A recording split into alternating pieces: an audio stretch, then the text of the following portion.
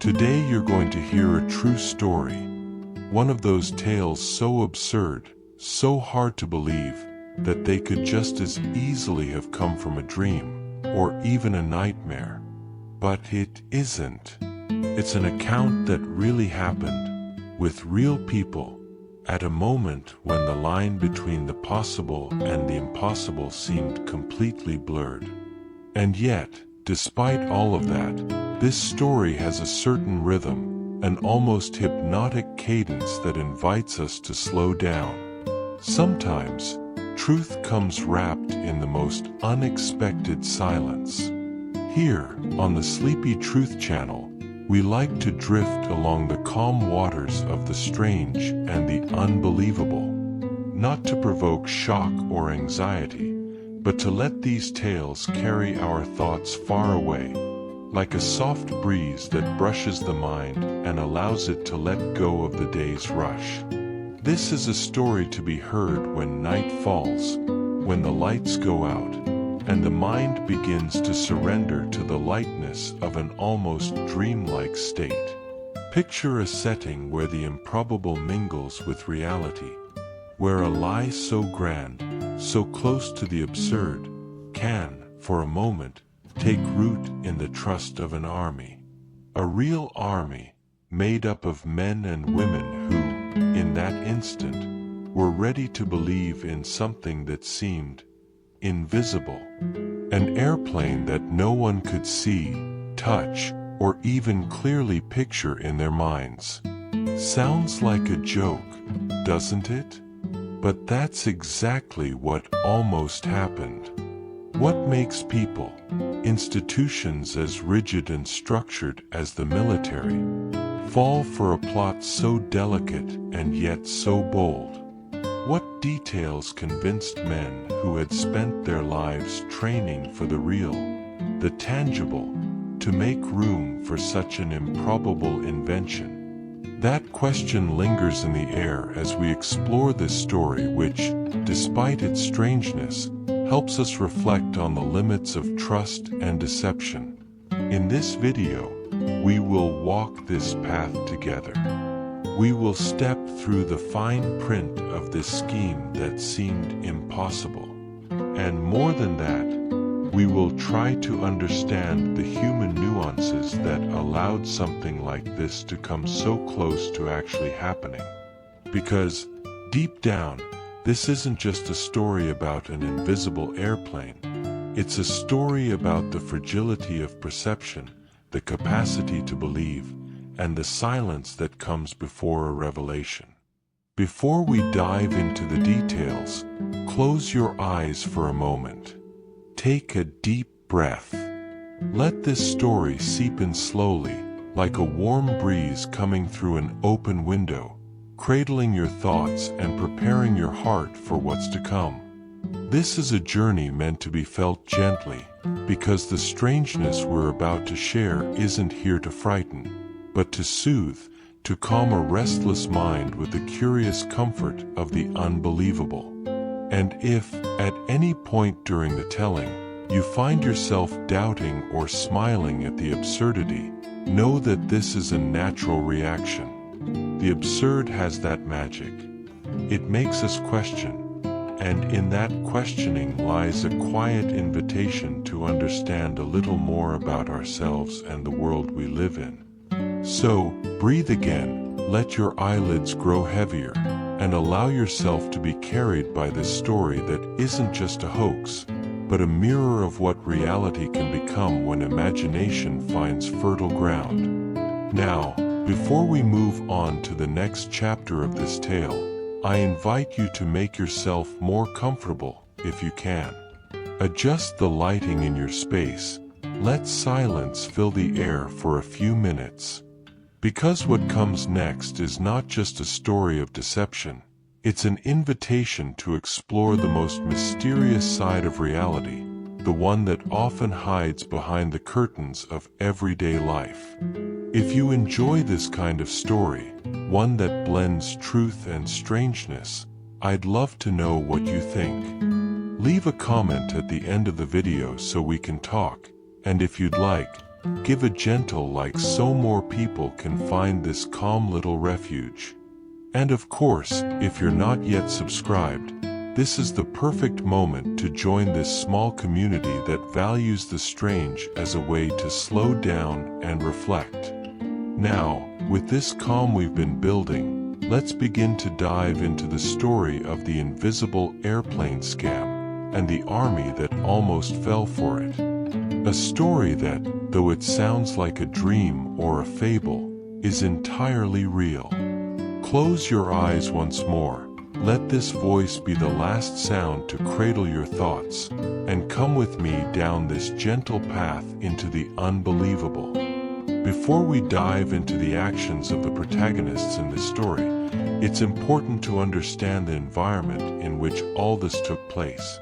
The context, the atmosphere, the moment when reality seemed even more uncertain and the line between the possible and the impossible began to blur. Imagine a time of uncertainty, when tension between nations, the arms race, and the desire for technological superiority turned the world into a complex and delicate chessboard. A time when governments and military forces were constantly alert to anything that might give them an advantage, be it a new weapon, an innovative tactic, or even a mysterious device that could catch the enemy off guard. In such a climate, the rush for quick and effective solutions often clouded the critical judgment of those in search of answers. It was precisely in this atmosphere that the invisible airplane scam found fertile ground. The geopolitics of that era were marked by a mix of fear and hope, a latent anxiety that made even the most extravagant ideas receive a certain degree of curiosity and, sometimes, credibility. After all, the unknown, when well presented, had the power to become a formidable weapon, and whoever mastered that unknown could change the course of history. Military forces, for their part, were engaged in a constant pursuit of innovation. Technological advancement seemed to be the key to survival and dominance. And it was in this relentless quest that the army, which nearly fell victim to the scam, found itself seduced by promises that, at first glance, appeared trustworthy. The complexity of devices and equipment, the need for secrecy, and the urgency to keep up with rivals created an environment where skepticism was sometimes set aside. It wasn't merely a matter of naivety, but rather a reflection of a world where the pressure for immediate results and the possibility of gaining a strategic advantage could lead even the most experienced onto dangerous ground. This historical and political context, like a silent storm, became the perfect stage for such an improbable plot to unfold almost unnoticed. More than that, understanding this backdrop helps us grasp the nuances of what was about to happen. For even when reason tries to prevail, the desire for something that could change the game can open cracks through which the improbable takes shape. And so it was that the invisible airplane scam found not just a target, but an army willing to listen and to consider what common logic would reject. I invite you to keep this image in your mind, a world where haste, anxiety, and the pursuit of the unknown blend together, creating a thin mist where truths and lies dance so close that it's sometimes hard to tell them apart. This is the atmosphere that surrounds our story and helps us understand how something so strange almost became real. Take a deep breath, let that feeling settle in. Like a still lake reflecting the clouds drifting across the sky, let's continue this journey, uncovering each layer of the plot, and at the same time, watching how time and circumstance can shape the way we see the world, or allow it to deceive us. In every story, there are characters who set the gears of the plot in motion. In this one, the protagonists are not just isolated figures, but representatives of a complex interplay between trust, ambition, and, at times, desperation. To understand how the invisible airplane scam almost became reality, we need to meet those who shaped this deception, and also those who, perhaps unknowingly, helped fuel it. At the center of this narrative is the con artist, a man, or perhaps a mysterious figure, whose creative mind was capable of devising a plan that, at first glance, seemed improbable even to the most skeptical. This was no ordinary criminal driven solely by the lure of quick profit. There was an uncommon talent for persuasion, for manipulating perceptions, and for crafting a parallel reality in which imagination became tangible. By his side, accomplices and intermediaries formed an invisible, silent yet essential team. They supplied forged documents, certificates, and even testimonies that lent an official air to what, in essence, was nothing more than an illusion. Every piece of that puzzle was meticulously planned to convince even the most suspicious observer, to keep the facade intact, and to dispel any doubt that might arise. On the other side, we find the army that almost fell victim. These were not hollow characters, but men and women who, in many cases, had dedicated their lives to the service and protection of their country. In this context, their credulity was not a sign of weakness, but rather a reflection of the complexity of the situation they were in.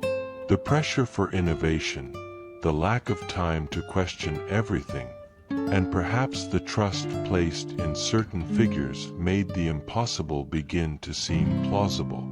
It is worth noting that, even within the army, not everyone was in agreement. Doubts and questions arose during negotiations, but for various reasons, hierarchy, urgency, or simply the weight of the moment, they ended up being silenced or set aside. This internal tension adds a human layer to the story, showing that even in the most rigid institutions, there is room for error and doubt. There were also those who remained on the sidelines, watching from a distance, perhaps suspicious, but unable or unwilling to act in time. They are the shadows accompanying the plot, reminding us that, often, what could have been avoided happens because of small omissions, silences, and hesitations.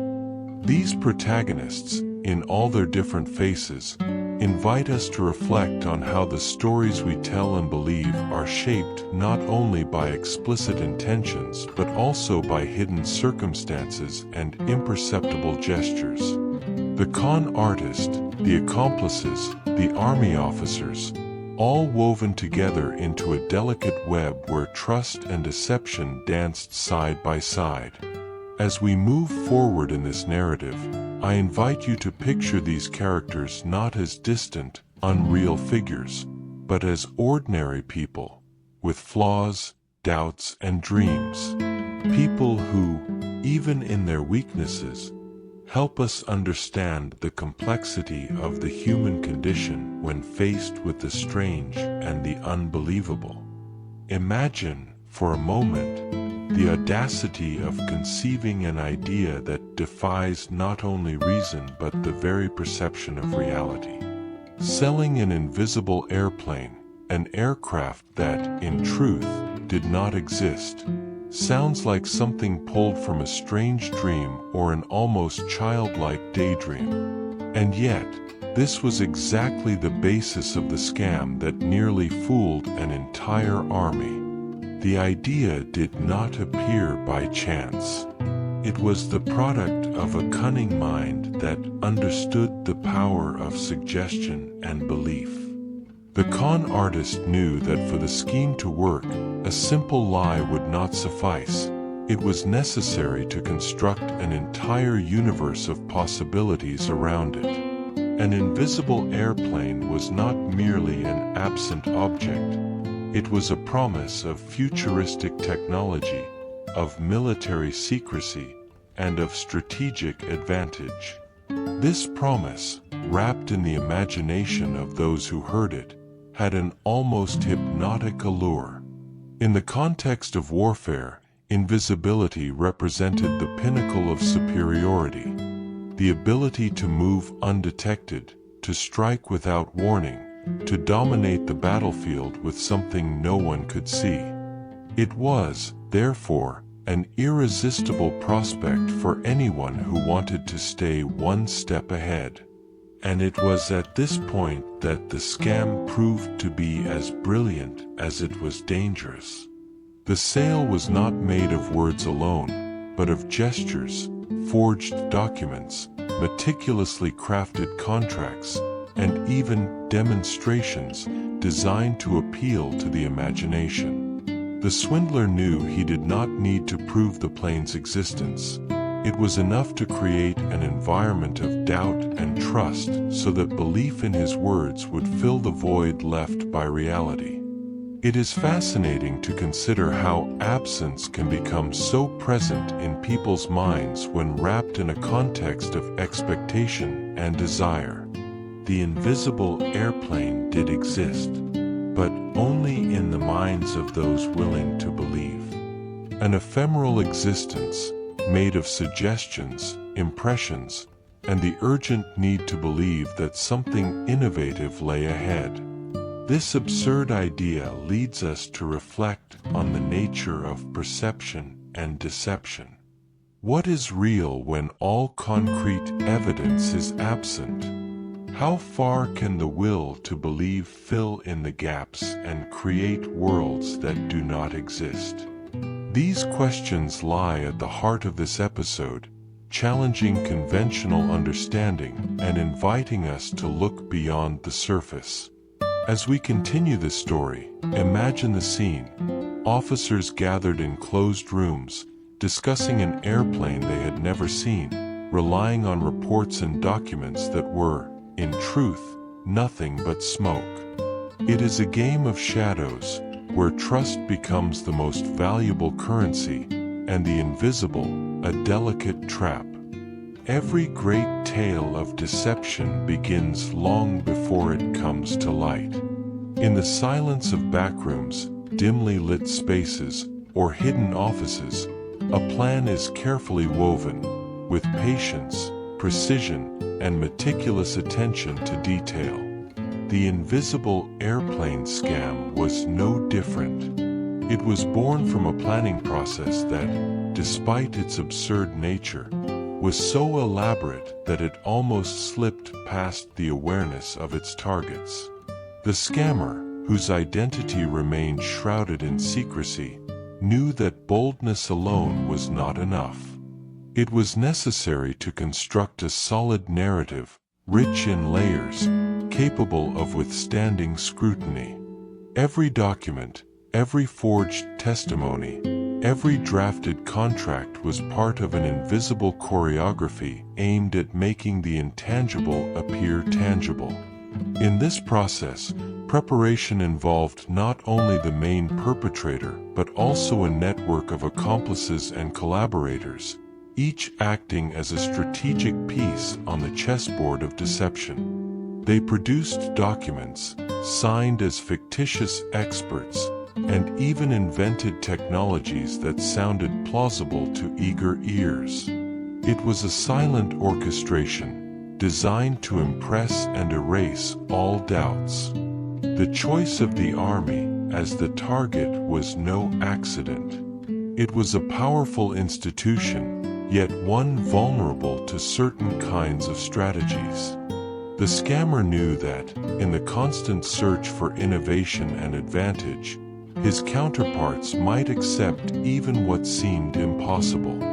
Thus, the planning went beyond document forgery. It also involved studying behavior, needs, and the pressures faced by the military. Every step was carefully calculated. From the very first approach to the meetings and negotiations, Everything was designed to make the lie become reality in the minds of those involved. The plan also included creating an environment where trust could flourish. After all, the scam relied more on belief than on concrete proof. It is fascinating to see how time and patience became allies in this scheme. The scammer was in no hurry.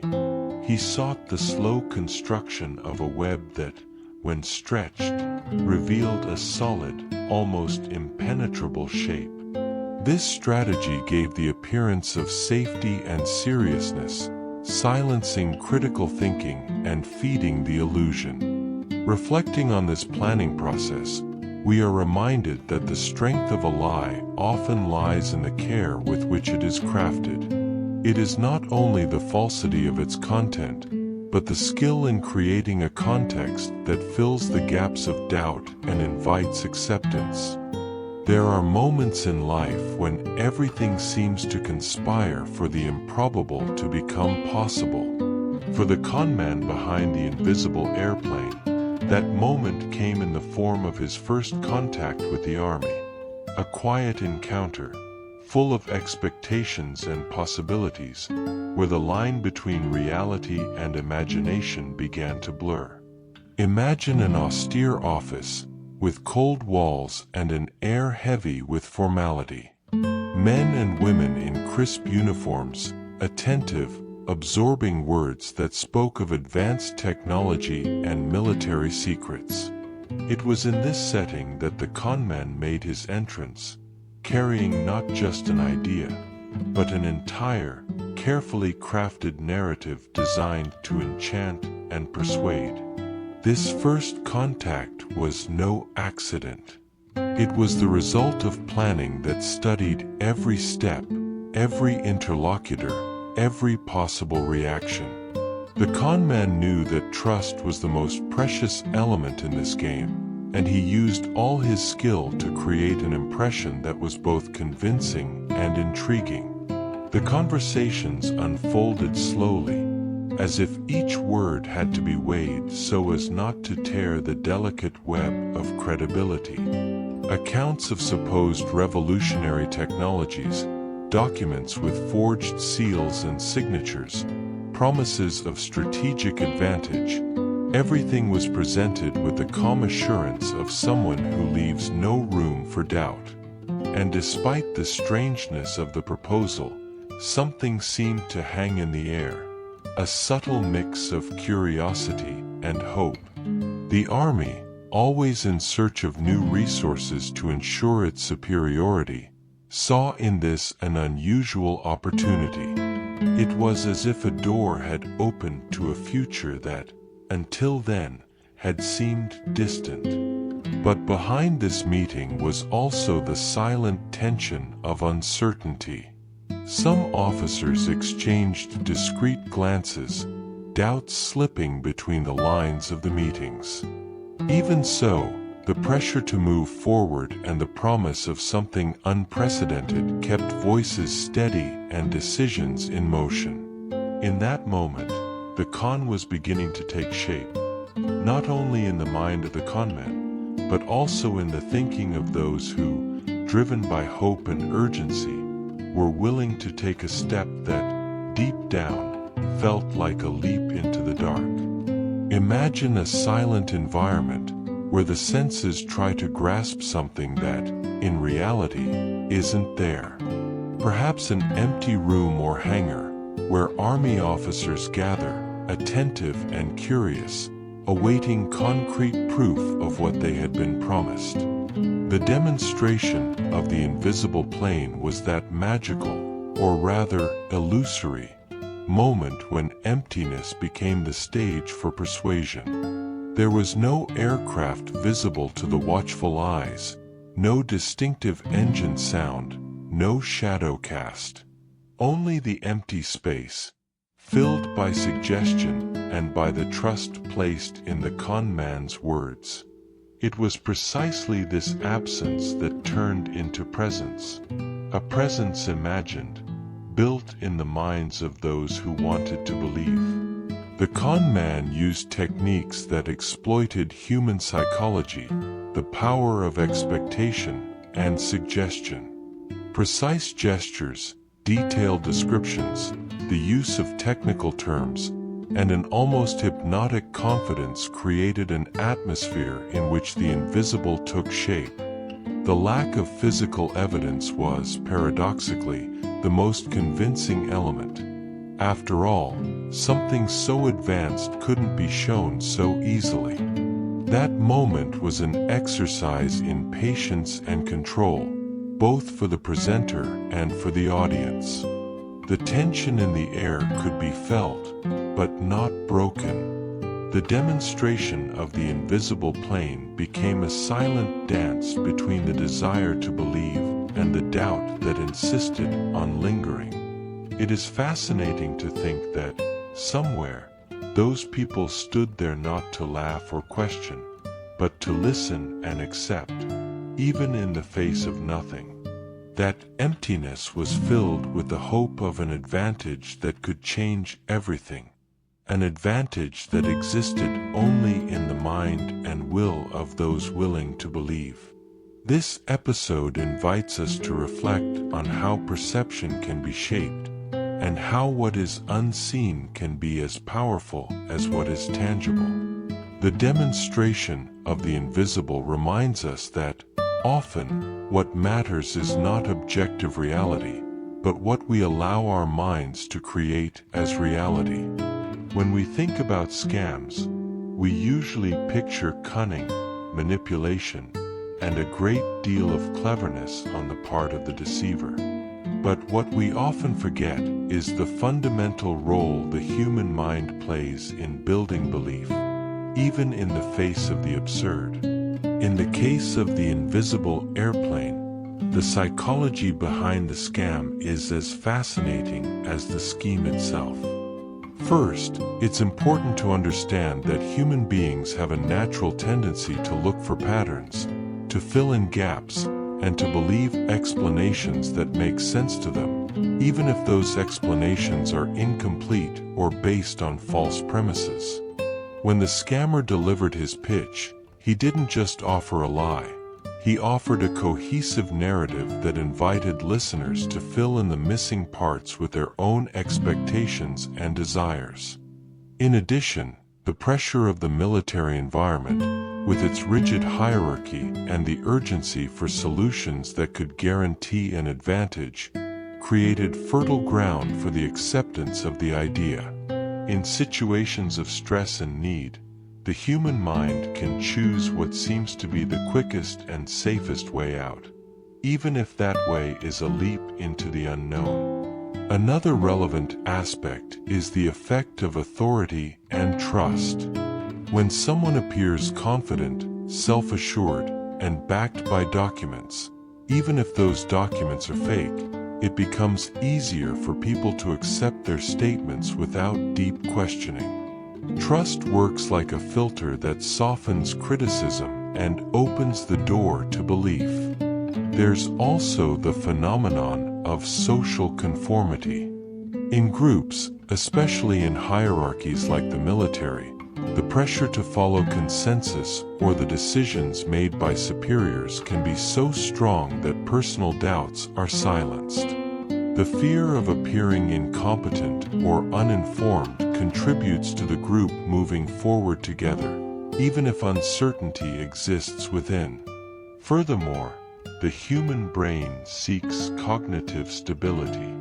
Accepting a new idea that challenges common sense requires mental energy and can cause discomfort. That's why, once the invisible airplane was presented within a solid narrative, the mind tends to accommodate this information to avoid the discomfort of dissonance. This combination of psychological factors reveals that the scam was not sustained solely by external falsehoods, but by the way human minds interacted with the information. It was a delicate balance between belief, need, social pressure, and the desire to believe in the extraordinary. Reflecting on this helps us understand not only this episode, but also the fragility of perception and the importance of constant questioning. After all, what protects us from falling into illusions is, to a large extent, the ability to observe calmly and look beyond what is comfortable to believe. In any scheme involving deception, bureaucratic details are just as important as the lie itself. In the invisible plane scam, negotiations and forged documentation were essential pieces in building the illusion of reality, lending an air of legitimacy to something that did not exist. This stage was a delicate dive into a world where appearance outweighed essence, and the written page held the power to convince. The negotiation began like a slow dance, in which every word, every signature, and every clause was carefully rehearsed to maintain the balance between the real and the imaginary. The con artist, aware of the importance of this phase, invested time in creating documents that looked official. Complex contracts, technical reports, and even certificates signed by fictitious entities. All of this served to cloak the invisible plane in an almost irrefutable mantle of credibility. The military, in turn, found in these papers a sense of security that the absence of the object itself could not provide. It was as if, by signing a series of well-crafted documents, they were touching the intangible, bringing it into the tangible world. This contradiction between what was seen and what was recorded on paper reinforced their confidence, creating the feeling that everything was in order, even if some internal doubts lingered. Beyond the paperwork, negotiations involved formal meetings, exchanges of correspondence, and even secret gatherings, where the atmosphere was charged with seriousness and confidentiality. These elements helped create an environment in which the con artist could operate safely, while the military felt they were dealing with something important and classified, which, paradoxically, helped suspend skepticism. It is interesting to note how bureaucracy, often seen as an obstacle, in this context became a powerful ally of deception. The formality of the procedures gave the impression that nothing was done hastily or carelessly, and that the entire operation followed strict protocols, just like any other legitimate military project. This stage of the scam is a subtle reminder of how often we place too much trust in the power of papers and signatures, forgetting that behind them there may be intentions that are not entirely clear. The weight of documentation often outweighs critical judgment, especially when combined with the desire to believe. In the world of agreements and negotiations, numbers carry a weight that goes far beyond their monetary worth. In the case of the invisible plane scam, the value of the negotiation represented not just a sum of money, but a symbol of how much an army was willing to invest in something that, deep down, existed only in the imagination of a few. This value, negotiated with precision, was impressive. Significant amounts, capable of mobilizing resources and influencing decisions at various levels of the military hierarchy. In this context, the money was not just a commercial transaction, it was the materialization of a risky bet, a concrete step toward an uncertain future. For the military, paying that amount meant investing in security, in strategic advantage, in innovation that could shift the balance of power. It was the price to pay for a chance, however slim, to be ahead in a game that always demanded more speed, more technology, more secrecy. But the value also carried a silent paradox, investing so much in something that no one could see, touch, or verify. This contradiction was sustained by a web of expectations, pressures, and perhaps the urgency that so often accompanies decisions made under the weight of time and necessity. For the con man, the sum was proof that his plan was working, that the fraud had become reality. It was the silent trophy of a mind that knew how to exploit not only the weaknesses of others, but also the invisible forces that drive institutions, trust, desire, fear. This value, therefore, transcends mere financial calculation. It is a metaphor for human vulnerability in the face of the unknown, for the complexity of power relations, and for the fine line that separates the real from the imaginary. No institution, no matter how hierarchical or disciplined, is immune to the silent doubts that ripple through the corridors of decision-making. Within the army that nearly fell victim to the invisible plane scam, the internal reactions were many, and like waves beneath the calm surface of a lake, not all were immediately visible.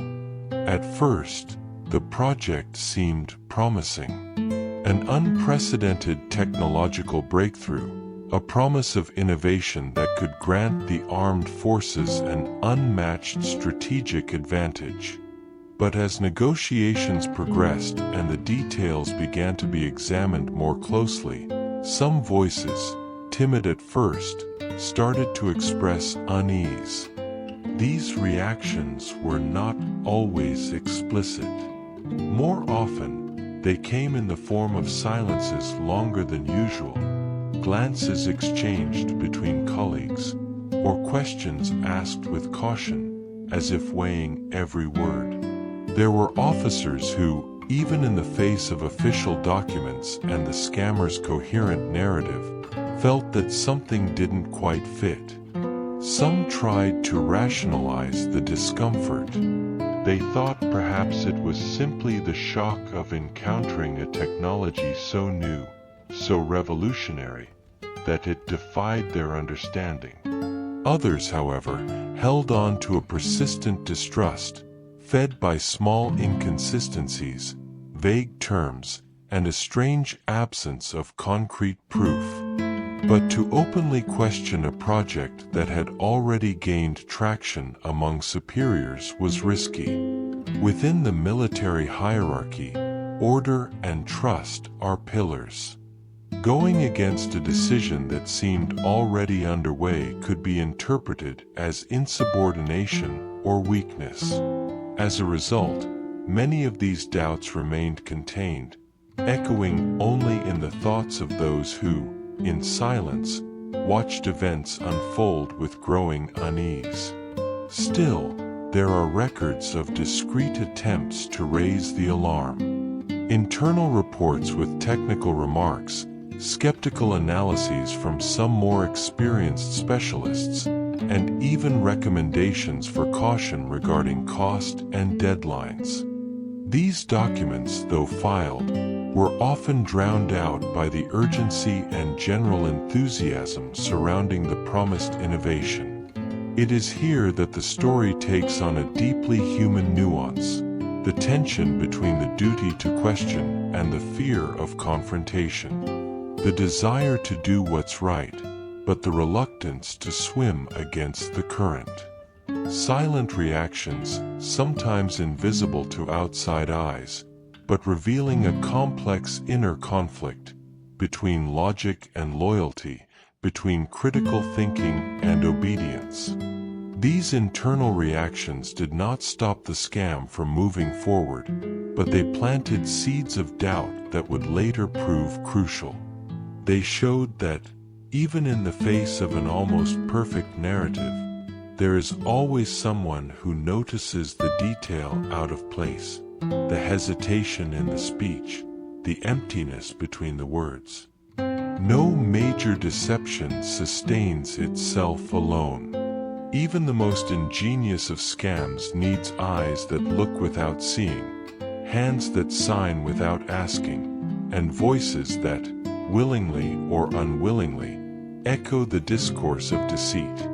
In the invisible airplane coup, the presence of third parties, accomplices, intermediaries, or simply passive observers was essential to give substance to the lie. These third parties were not necessarily villains. Some knew exactly what they were doing. They forged documents, provided falsified seals, created identities of non-existent specialists. They were the hands that made the invisible believable. They worked behind the scenes with the precision of artisans, building with ink and paper a parallel truth. Others, however, were in a gray area. Professionals who, out of loyalty, convenience, or simple lack of attention, ended up reinforcing the scam without realizing its true scope. Secretaries who scheduled meetings without questioning, technicians who endorsed reports without reviewing them, military personnel who passed documents from one instance to another, trusting in the legitimacy that seemed obvious. And there is still a subtle, almost invisible group, those who suspected something but chose not to act. People who heard something strange, noticed an inconsistency, but preferred not to get involved. Perhaps out of fear, perhaps out of fatigue, perhaps because, deep down, they believed it was not their responsibility to interfere. These third parties are like the soft lines of embroidery that, when viewed from afar, seem to be part of the background. But when we get closer, we realize that they are what sustain the shape and structure of the tapestry.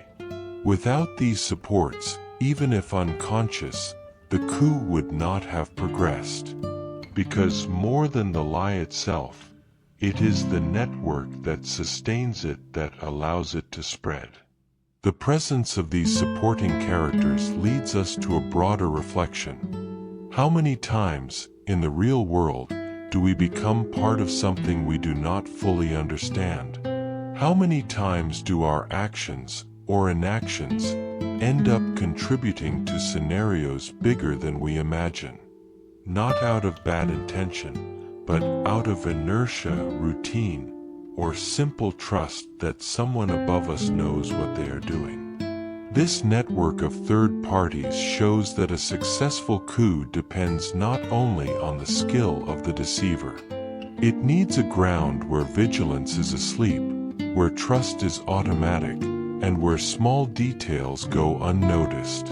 And at this point, the story of the invisible airplane is also a mirror of our own collective nature. Every story of illusion has a moment when the curtain almost falls, when the performance reaches its peak and, for a brief instant, it seems the show will conclude successfully. In the invisible airplane scam, this moment was the imminence of the payment, the exact point where the real and the fake nearly touched. The setting was silent, yet electrically charged with anticipation. On the scammer's side, there was a cold confidence, like someone watching the trap close at just the right time. On the side of the involved military officials, there was a mix of anxiety and ceremony. After all, they were about to finalize an acquisition that could decisively alter their strategic position. The amount, as we've seen, was high. But it wasn't just about money. It was a symbol of progress, institutional trust, a bet on what could redefine the future. The payment represented the final seal of belief, the full acceptance of something no one had seen. The procedures were almost all ready. Bank accounts were to be activated, transfers made. The final documents were under review. Every stamp, every signature was a step toward the abyss. And yet, everything seemed to proceed smoothly. But it is precisely in these moments of silent tension that fate sometimes changes the course of the narrative. And here, at this moment of near delivery, deeper hesitations began to emerge.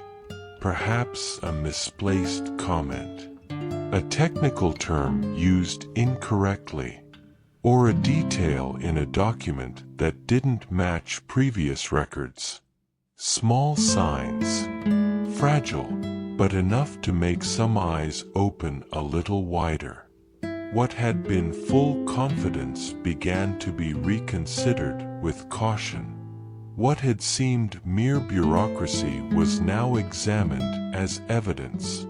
One officer, more attentive than the others, decided to verify one of the presented certifications.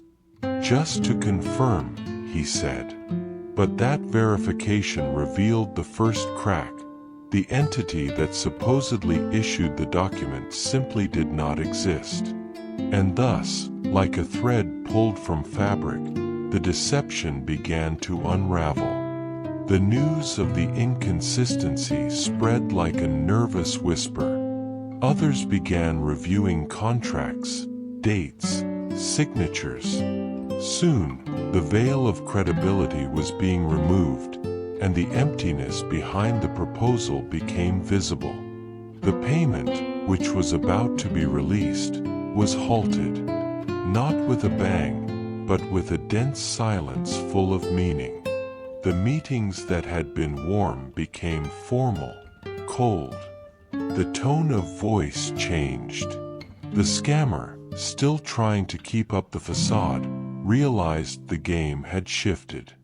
This moment of near fulfillment is one of the most fascinating in this story. It shows how, until the last second, illusion can seem real. How a carefully built construction can withstand the wind, until doubt blows in the right direction. It is also a reminder that, even in solid systems like the military, there is always room for error, and, fortunately, also for awakening. One more second, one signature made impulsively, and everything would have been finalized. But the scam, by a thread, was interrupted. Every lie, no matter how well constructed, carries within it the risk of being uncovered. It is like a shadow that, over time, silently shifts until it meets the light. In the invisible airplane scam, the discovery did not come with explosions or immediate scandals, but rather with the unsettling silence of those who gradually realized they had been deceived. The revelation began like a subtle breeze. A verified document, a fictitious entity exposed, a name missing from official records. Small pieces that, individually, might seem like administrative errors. But together, they formed the outline of something larger, more disturbing.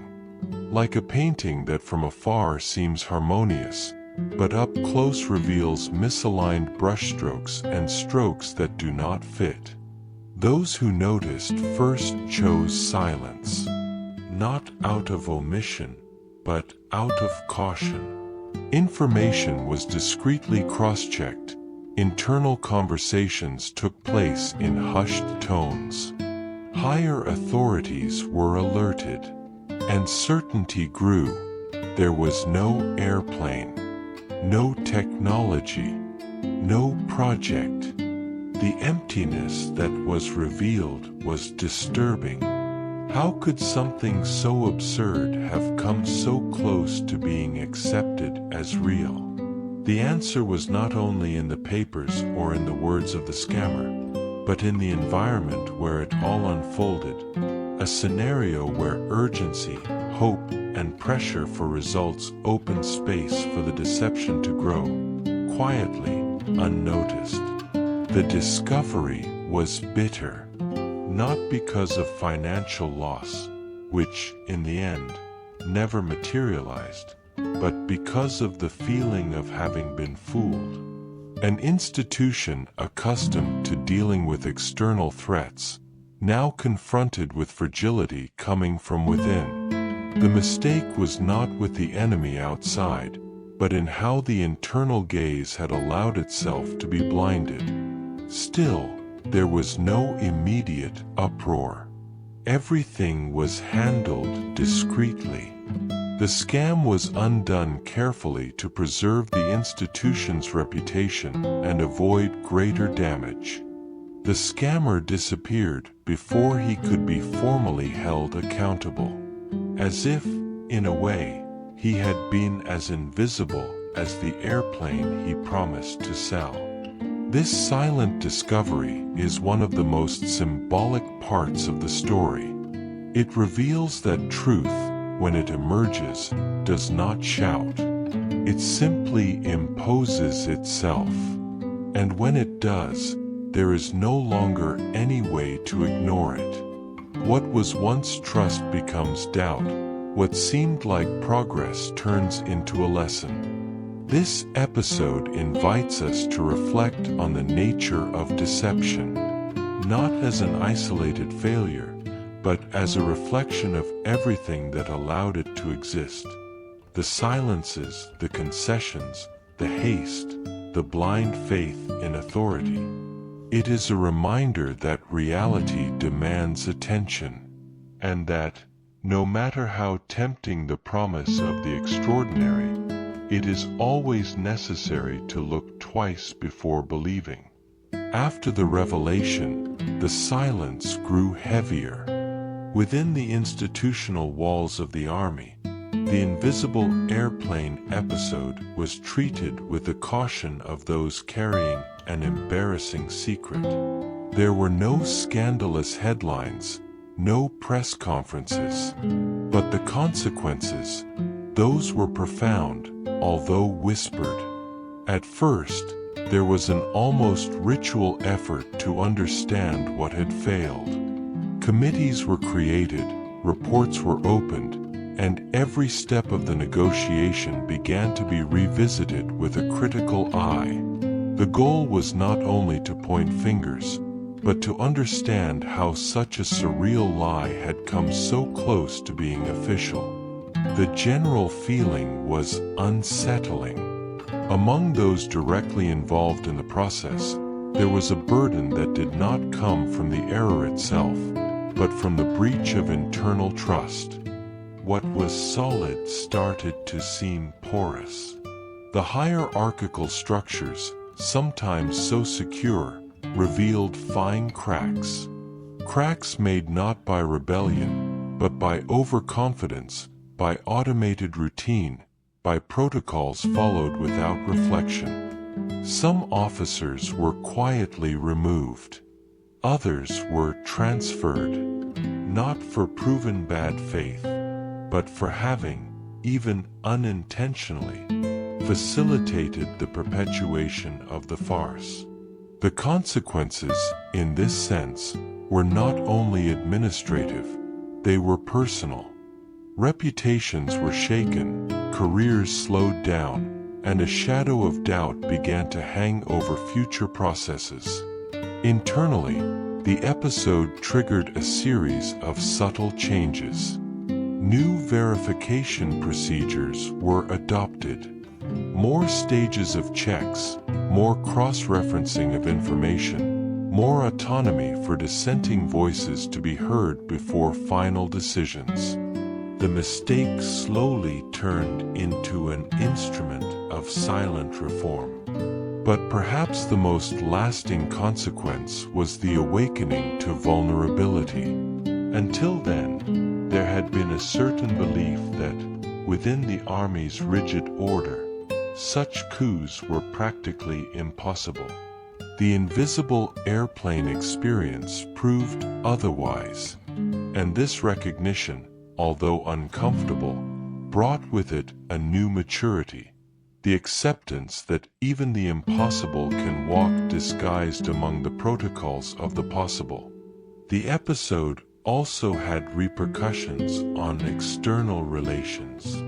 Partners, suppliers, and even other government agencies began to observe military acquisition projects with greater caution. Trust, once wounded, requires time and consistency to rebuild. There was no public scandal, but internally, the mark was deep and lasting. Interestingly, all this happened without the general public clearly knowing what was going on. It was one of those cases where the error was recognized only from within, and the lesson learned in silence. Like a scar hidden beneath the uniform. While the Army's gears quietly turned to contain ascertain the damage, one question lingered in the air, almost like an echo, and the con man, the man behind the invisible airplane, the mind that orchestrated one of the most unlikely frauds in recent history. Where did he go? The answer, curiously, is not definitive. What is known is that at the slightest sign of suspicion, he disappeared. There were no public searches, no arrests in the act. Everything was as silent as his arrival. Like a mist that dissipates before dawn, he hid among the spaces of bureaucracy and the absence of solid evidence. And so, he vanished. The few traces he left revealed a cold intelligence. Documents were destroyed. Disposable phones stopped working. Addresses used in the negotiations turned out to be rented under false names. No concrete images. No identity valid beyond that carefully staged theater. The army, although deeply troubled, chose not to turn this disappearance into a public scandal. Perhaps out of institutional pride, perhaps to preserve its image before allies and the public. But also, possibly, because they recognized there wasn't much to be done. The man simply disappeared with the same skill with which he appeared. Some believe he returned to anonymity, perhaps pulling new cons with new stories. Others say he vanished for good, satisfied with the near-perfect feat of having fooled one of the country's most protected institutions. There are also those who imagine he never had a real name, and that his existence is, in itself, as invisible as the airplane he tried to sell. This absence, this almost literary disappearance, makes the con man more than a criminal. It makes him a shadow, a character who moves between the real and the symbolic. Because what he did was not just to deceive with false documents. He touched, even if briefly, the blind spot of an entire system, and walked away unharmed. And so, we are left with this narrative void, with the feeling that the one responsible for it all simply evaporated. But perhaps, more important than knowing where he is understanding what he represented.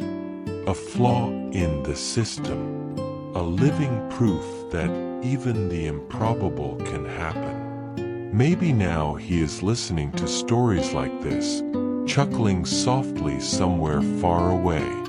Or maybe he has forever abandoned the life of deceit. We will never know for sure. What remains is the silence his absence leaves behind. A silence full of questions. Not every true story ends up in the headlines. Some are kept in silence, buried behind the scenes to avoid noise louder than the damage already caused. That was the case with the invisible airplane, an episode that, despite its almost unbelievable nature, was never officially disclosed. The aftermath was discreet, and the efforts to erase its memory, meticulous. When the scam was discovered and the risk of payment was contained, the informal order among those involved was clear: hush it up. The institution, understandably, had no interest in turning that mistake into a public scandal.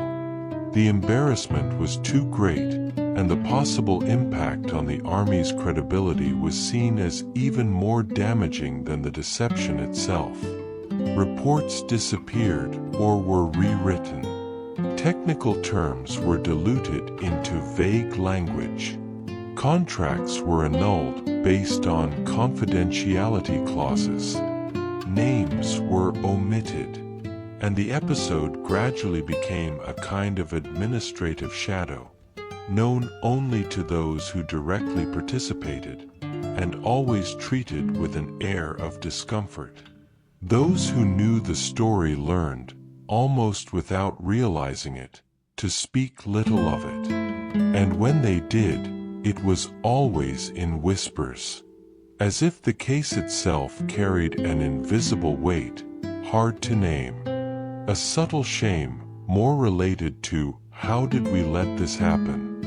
than to the content of the scam itself.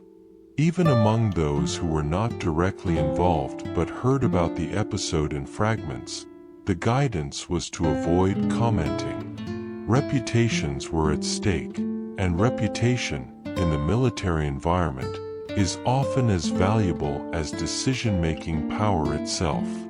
Preserving silence was seen as an act of loyalty, or, for some, of self-protection. This deliberate erasure created a curious paradox. A real, concrete story, with records and characters, treated as if it never existed. A collective effort to turn the mistake into oblivion. And, in a way, it worked. The case was never officially acknowledged. No public note was released. And if it weren't for fragments recovered in parallel investigations and memories preserved by a few, everything would have been lost over time. This behavior reveals a delicate facet of the human and institutional condition, the fear of visible error. Everyone makes mistakes. But when the mistake escapes the four walls and threatens the name of an entire institution, the most common reaction is to retreat, hide, rewrite memory. And perhaps you're wondering why stories like this should be told at all. The answer is simple and serene. Because forgetting doesn't teach. Silence may protect, yes, but it also imprisons. By recovering episodes like this, with care, respect, and reflection, we are not just unearthing flaws. We are observing the dormant lessons that rest beneath the dust of archives. The case of the invisible airplane, as unique as it may seem, is not alone. History, with its often selective memory, holds other equally unlikely episodes. Deceptions that touched military institutions and showed, once again, that even the most rigid and prepared systems can fall victim to the unexpected. In World War II, for example, the Allies invested in inflatable tanks, yes, made of rubber, to deceive Nazi intelligence. They created entire fake armies, positioned in dummy camps, with marching sounds played through loudspeakers and radios operating on continuous frequencies. A deliberate deception, of course, but one that reveals how perception can be manipulated, even in times of war. Later, at the end of the 20th century, a man in India managed to fool the local army by pretending to be a high-ranking general. For weeks, he traveled in military vehicles, ate in the best mess halls, and attended meetings with real officers, all just with a well-pressed uniform, forged documents, and a convincing air of authority. He was only discovered when he tried to transfer troops to a region that didn't even exist. In another curious case, this time in Eastern Europe, a group of businessmen convinced defense authorities to fund a terrestrial surveillance satellite project using extraterrestrial technology. The proposal included incomprehensible diagrams, invented words, and meaningless scientific jargon. The funding was approved. Only later did they realize it was nothing more than a compilation of pseudo-technical fiction. And, of course, there are smaller, but no less curious, scams. Military personnel who received medical supplies that never existed, contracts signed for training with combat masters who were unemployed actors, and even equipment sold as anti-projectile shields that were actually common aluminum plates painted black. These episodes, scattered across decades and continents, show that the defense field, despite its rigor, is also vulnerable. Because where there is structure, there is routine. And where there is routine, there is room for a well-executed illusion. But there is also another common trait among these stories. They all arose from a mix of urgency and desire. Urgency for innovation, for security, for staying ahead, and desire to find extraordinary solutions that seem to solve complex problems with a single move. This combination creates fertile ground for the absurd, and it is in this space that bold figures, like the scammer of the invisible airplane, move with ease. They don't just sell products. They sell hopes disguised as solutions. They sell the idea that it is possible to skip steps. And almost always, they find someone willing to listen. By comparing these cases, we are not just broadening the scope of history. We are also recognizing a pattern. A gentle reminder that even where reason seems to reign, illusion can infiltrate, and that no institution is immune to deception, only institutions that learn, or not, from it. At first glance, the story of the invisible plane seems like just a curious, almost comical, anecdote.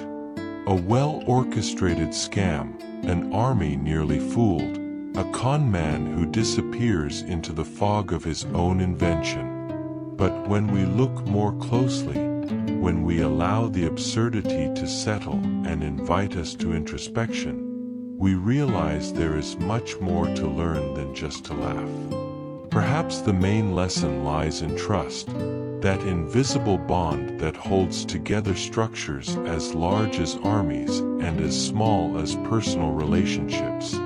Trust is necessary, but trusting without verifying, without questioning, can turn this virtue into vulnerability.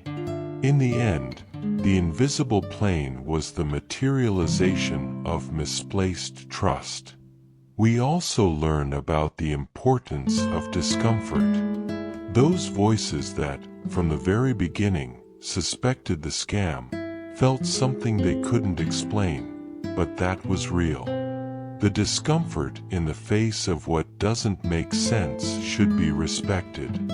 It is a subtle signal that something might need to be revisited, no matter how flawless it seems.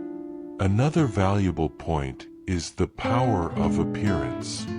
Well-formatted documents, technical terms, confident speeches, all create a layer of reality that can mask emptiness. But appearance is not essence. And in times of information overload, this distinction becomes increasingly urgent. There is also a reflection on institutions and their humanity.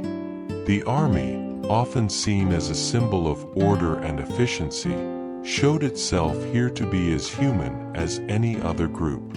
Subject to pressures, lapses in judgment, and even the desire to believe in something extraordinary. This does not diminish it, it only makes it more real. Finally, we learn that deception doesn't have to be grand to be effective. It can be silent, formal, almost respectable. And for that reason, so dangerous. The invisible plane didn't need to fly. It only needed to appear as if it did. And that appearance was enough to almost move an entire institution. But there is something beautiful in this story as well. The fact that it didn't end with irreparable loss. That someone at some point had the courage to stop and take a closer look. That the process, albeit tortuous, was interrupted. This shows that error is possible, but so is awakening. This is the delicate duality of real life: error and correction, deception and learning, silence and revelation. As if everything is in constant balance, waiting for the right moment to manifest. There is something deeply symbolic in ending a story that was never fully visible. From the beginning, the invisible airplane that nearly was bought by an entire army speaks less about technology or espionage, and more about the subtle contours of human perception, about what we choose to see, and about everything that, even before our eyes, remains shrouded in mist. In the end, the real mystery isn't in the ingenuity of the con man, nor in the fragility of the system he nearly fooled.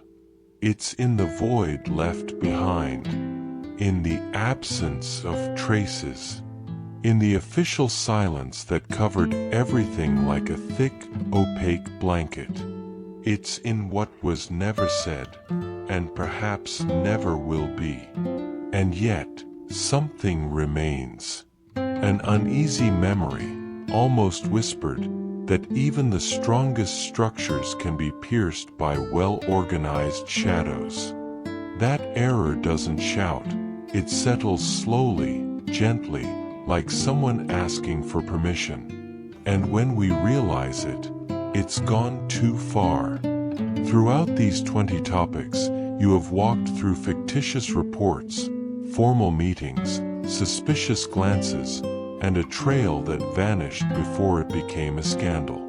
You heard the steps of a man nobody saw, and who, for that very reason, never had to run. But the most curious thing is that, even after all this, something still escapes us. Because maybe what intrigues us most isn't the airplane itself, but the possibility that stories like this happen all the time, on the margins of what we call reality. What remains invisible, after all, isn't always absent. It may just be waiting for a more attentive gaze. And perhaps that's why stories like this need to be told.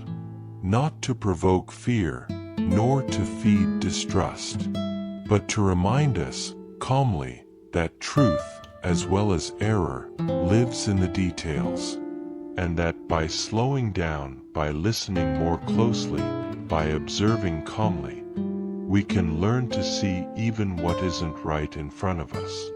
If you've made it this far, allow yourself a moment of pause. Take a deep breath. Notice how this unlikely story fades away like mist, and as it disappears, reveals more than it hides. And if you enjoy stories like this, real, strange, almost forgotten, that keep you company lightly at bedtime, consider leaving a comment. Maybe about what surprised you the most in this case. Or just a good night, so we know that somewhere, someone was listening. If you want to support this work, leaving a like helps the channel keep bringing stories like this, told with the care of someone who believes knowledge can also be a way to soothe.